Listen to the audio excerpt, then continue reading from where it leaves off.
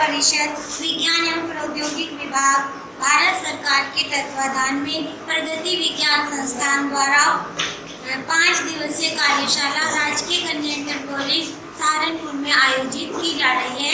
इस कार्यशाला का आज तीसरा दिन है। मैं श्रीमती गरिमा, प्रवक्ता राजकीय कन्या इंटर कॉलेज देवरा से आज की रिपोर्टिंग के लिए तैयार हूँ। आज की हमारी सभा प्रारंभिक शुरुआत हुई जिसमें कुमारी सिमरन और श्री कीरत जैदी जो है मेरठ से हमारे बीच उपस्थित हुई और उनके द्वारा हमें अलग अलग प्रकार के प्रयोग करके दिखाए गए। कीरत जैदी द्वारा बिल्कुल सिंपल से एक्सपेरिमेंट के द्वारा हम प्रकाश से बच्चों को कैसे अवगत कराएं, प्रकाश को कैसे दिखाएं कि प्रकाश एक किरण के रूप में भी चलता है, क्योंकि बच्चों ने कभी भी प्रकाश को एज ए किरण नहीं देखा।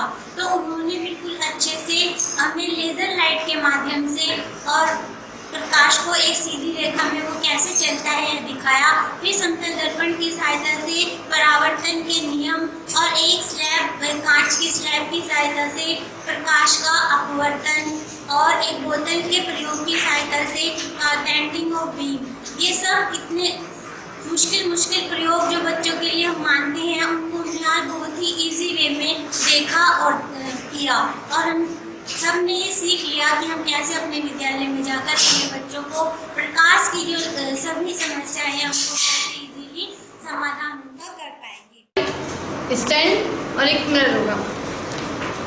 इस मिरर से ये हमारी एक्टिविटी में सेकंड स्टेप होगा। सबसे पहले हम जो ऑप्टिक्स में हमारा जो लाइट है, जो प्रकाश है, उसकी बेसिक कॉन्सेप्ट से लेके जो बड़ी क्लासेस तक हमारे आते हैं स्टेप बाय स्टेप हम उनके सारे प्रैक्टिकल्स कर सकते हैं।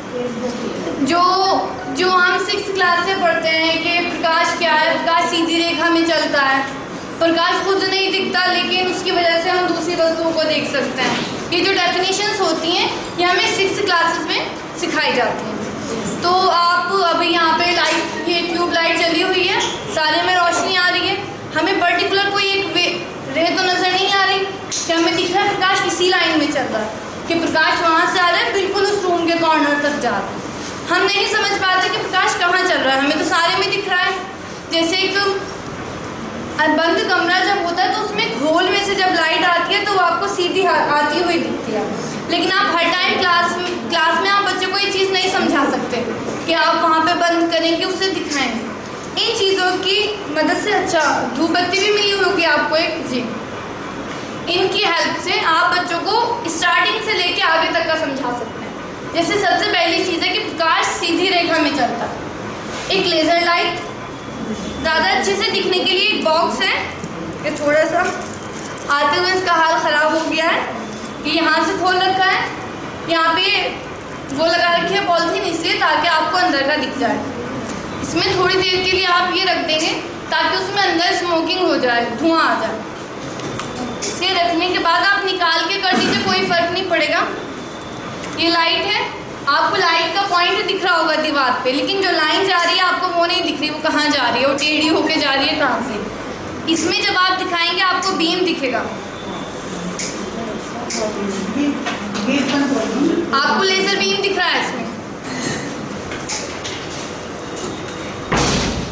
अच्छा, लेज़र बीम दिखाई देगा जी। इसकी हेल्प से आप बच्चों को समझा सकते हैं कि लाइट इस तरह से सीधी लाइन में चलती है। अगर अंधेरा कमरा भी ना हो, कहीं उसमें होल भी ना हो, तो आप इस तरीके से उन्हें दिखा सकते हैं। ये तो एक छोटी सी चीज़ थी कि लाइट ऐसे चलती है। आप जो बड़े प्रैक्टिकल्स हैं, जैसे प्रकाश के परावर्तन के जो नियम हैं, अपवर्तन के नियम हैं, आप उसका वो प्रकीर्णन होता है प्रकाश का, आप इंद्रधनुष बनने वाली चीज़, आप सब चीज़ इन एक्सपेरिमेंट से समझा सकते हैं। जो हमारे बड़ी चीज़ें भी होती हैं, जो हमारे 9th-10th क्लास में बच्चों को पढ़ाया जाता है, रेगिस्तान में मरीचिका कैसे बनती है, पानी का जहाज उल्टा कैसे दिखता है, ये सब चीज़ें इन छोटी चीज़ों से, लेज़र लाइट, इस धूप बत्ती से, धुएं से आप आराम से एक्सप्लेन कर सकते हैं।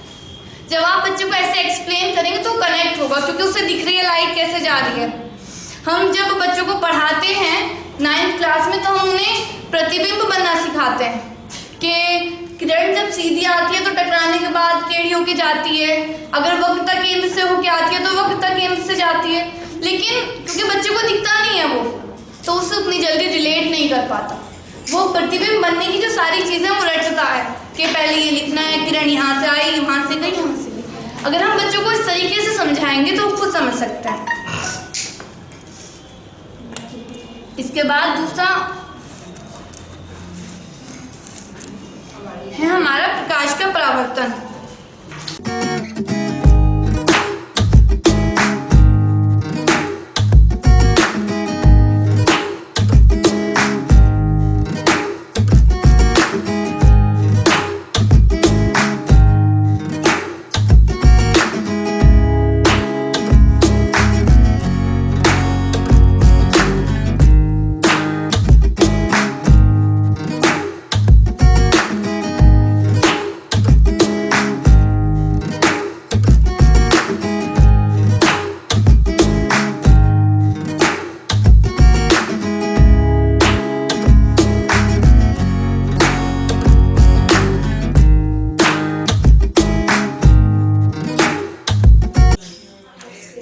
मिरर स्टाइल के साथ अगर आप डी लगा दें तो आप जो आपतन कोण परावर्तन कोण के बराबर होता है, आप ये वाली चीज समझा सकते हैं। जितना आपके इंसिडेंट रे एंगल बनाएगी उतनी आपके रिफ्लेक्टेड रे एंगल बनाएगी।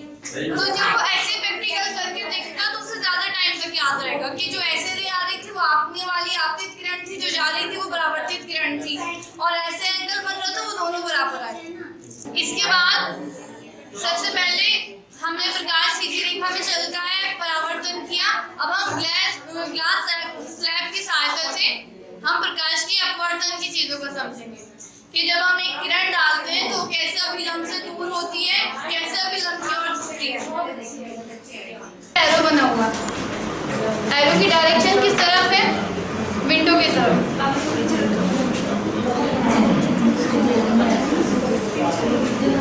विंडो की तरफ है डायरेक्शन, गेट के अपोजिट है।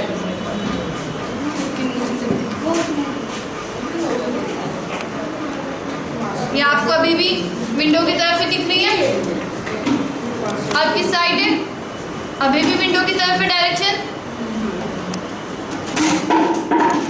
अब विंडो की तरफ है।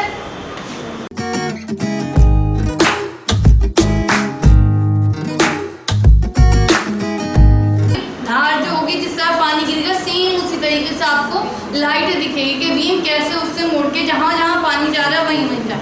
आपने वो देखा हुआ एक खिलौना मेले में वो नीचे बल्ब जलाते हैं, उसकी पतली सी डंडी सी निकली रहती है, उसके ऊपर तक जाती है लाइट।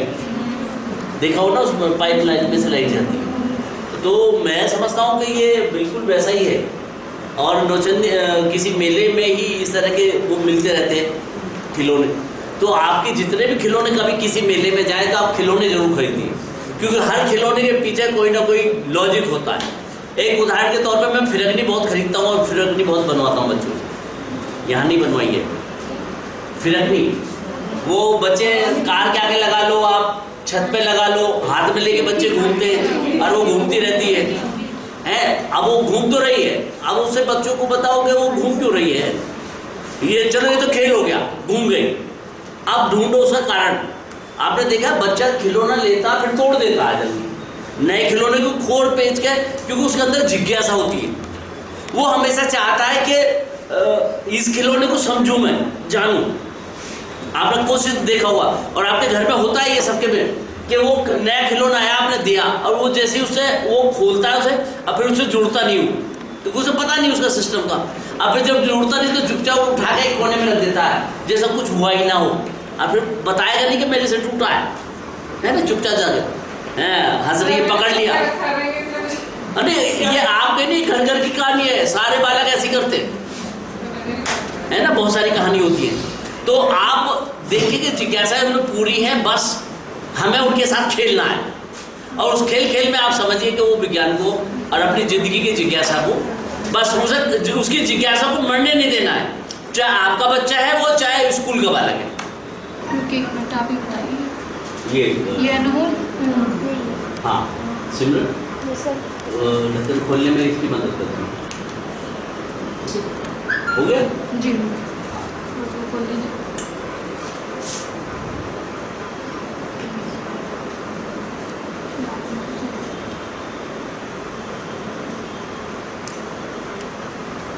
खोलो। हाँ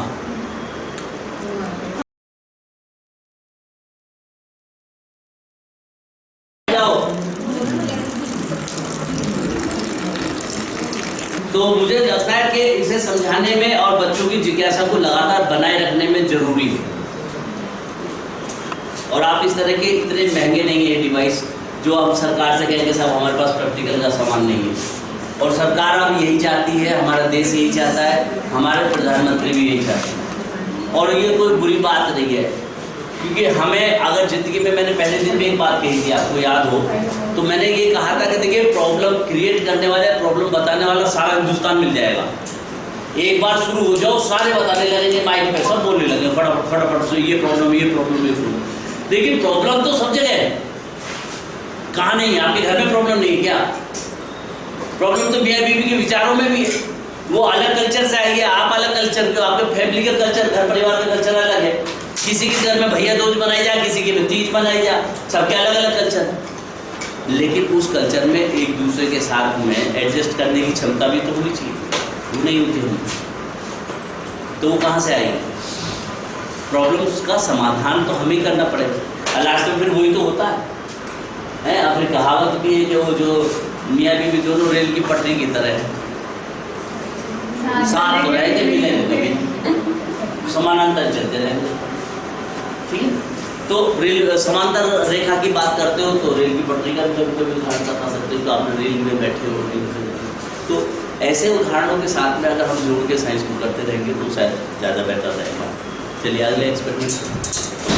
इसके अलावा अगर आपके पास कोई भी चीज़ नहीं है तो आप क्लास में, ये बहुत कॉमन सा प्रैक्टिकल है, लेकिन कॉमन सा होने के बाद भी हम करके नहीं दिखाते हैं क्लास में। सच्चाई यही है कि ग्लास में पानी में आप पेंसिल डाल दीजिए, पेंसिल टेढ़ी आपको दिखेगी। तो मेरा कराने का इरादा नहीं था, लेकिन यहाँ पे जो केमिस्ट्री और फिजिक्स वाली बात छिड़ गई।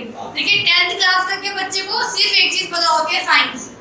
उसकी बुक में तो सारी चीज़ें तीन ही हैं, बायोलॉजी भी दे रखी है, वो भी दे रखी है, फिजिक्स भी, केमिस्ट्री भी। और इन्हीं चीज़ों से आपने अभी फिजिक्स से प्रैक्टिकल किए, एक बच्चा इन्हीं चीज़ों से केमिस्ट्री भी करके दिखा देगा। वो जब फिजिक्स पढ़ेगा तब वो फिजिक्स का है, जब उसे केमिस्ट्री की रिएक्शंस आ जाएंगी ना तो उसे केमिस्ट्री बढ़िया लगेगी। और एक दो बार उसे हार्ट का डिजाइन बनाना आ जाए तब उसका हार्ट फेवरेट है, बस हर जगह मम्मी मैंने बनाया। ये इससे आप जो लिक्विड्स होते हैं, मिश्रण जो होते हैं, ये निलंबन है, कोलाइडल है, ये क्या है, आप ये वाली प्रॉपर्टीज भी लेजर लाइट से समझा सकते हैं। क्योंकि मुझे करानी नहीं थी, इसमें ज़्यादा क्लियर नहीं दिखेगा। अगर आपका दूध होता है तो उसमें आपका वेट बिल्कुल क्लियर दिखता है। नहीं, मैं आपको छोड़िए, आप तीनों चीज़ों को, एक पानी रखिए, उसके बाद कोई निलंबन रखिए, आप उसमें पानी नींबू वगैरह मिला के रख दीजिए, उसके बाद आप कोलाइडल रखिए। आप एक तरफ से रे लेके दिखाइए। पहले वाले क्लास में आपको बिल्कुल नहीं दिखेगी, दूसरे वाले क्लास में भी आपको ना के बराबर दिखेगी। अगर दिख गई तो अलग बात है, थोड़ा सा हर जगह होता है नहीं दिखने की, लेकिन तीसरे वाले में आपको बिल्कुल क्लियर नहीं दिखेगा।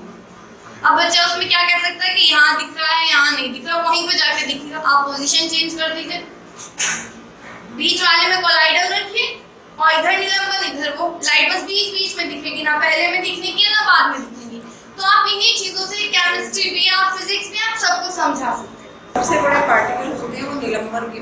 निलंबन में पार्टिकल का साइज इतना बड़ा होता है कि जब हम उसको रख लेते हैं तो वो नीचे बैठ जाता है। और हमारा कोलाइडल है, उसके मेटल होते हैं। कोलाइड में बीम का स्कैटर्ड इसलिए होता है क्योंकि उसके जो पार्टिकल होते हैं डिस्पर्स होते हैं बहुत ज्यादा, और जब उसके अंदर से हम डालते हैं तो वो डिस्पर्जन मीडियम में जाकर उनका साइज इतना छोटा भी नहीं है कि वो लाइट को स्कैटर्ड ना करें, क्योंकि बहुत छोटे होंगे तो वो स्कैटर्ड नहीं करेंगे। लेकिन उनका साइज इतना बड़ा है कि लाइट को स्कैटर कर सकते हैं, लेकिन उनके बीच में से लाइट जा सकती है, तो इसलिए उसमें इस प्रकार की वीडियो या साइंटिफिक एक्टिविटीज से अपडेट रहने के लिए इस चैनल पर सब्सक्राइब कीजिए।